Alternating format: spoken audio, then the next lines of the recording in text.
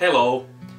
Mä oon nyt vihdoin hommannut jalustan ja nyt nämä kuvat on musta, en tiedä onko teistä, mutta mun mielestä nyt nämä on paremman näköisiä, kun ei oo enää kättä millä pitää ja ei oo koko aikaista tärinää ja tälleen. Tässä videossa mä näytän teille Viron ostokset, jotka mä ostin viime lauantaina, kun me oltiin luokan kanssa Virossa.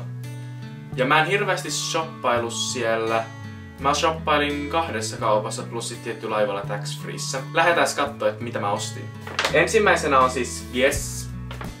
Ja Guessista mä ostin T-paidan. Tää on musta tosi kiva. Tää oli 40.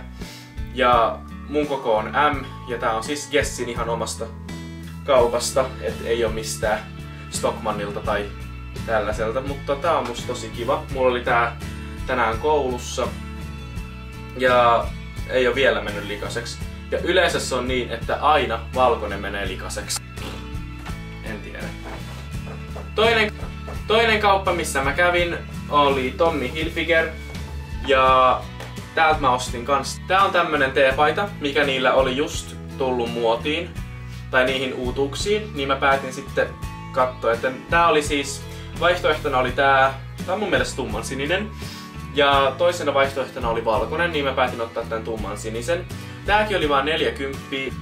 Ja tää on mun mielestä tosi cool, kun tässä on tää Jenkkien lippu. Tää on tyyppinen. Ja siinä lukee New York City, easy come, easy go. Ja mä ajattelin laittaa tän New Yorkin lennolle, kun mä oon lähdössä siis ensi viikolla New Yorkiin. Ostin siis Tommy Hilfigeristä. Sitten totta kai laivallakin oli pakko jotain ostoksia tehdä, niin mä ostin tämmösen suihkugeelin. Tää on Hugo Boss. Tää on tosi hyvän tuoksusta. Mä kokeilin tätä eilen ja voin sanoa, että kannattaa kyllä ostaa, koska tää tuoksu on jotenkin sellainen, se lumoaa sut ja kaikkea tällaista. Tää tuoksu on, mä rakastan tuoksuja, niin kuin mun huoneessa ehkä välillä saattaa huomata. Mullahan on siis yli 20 hajuvettä. Mutta tosiaan, tässä oli nämä mun Viron ostokset. Painakaa peukkua, jos tykkäsitte näistä ostoksista. Ja kommentoikaa vaikka tohon alas, että missä te ootte ite shoppaillut ja mistä merkeistä te tykkäätte. Ja tää video oli tältä erää tässä. Nähdään sit seuraavassa videossa.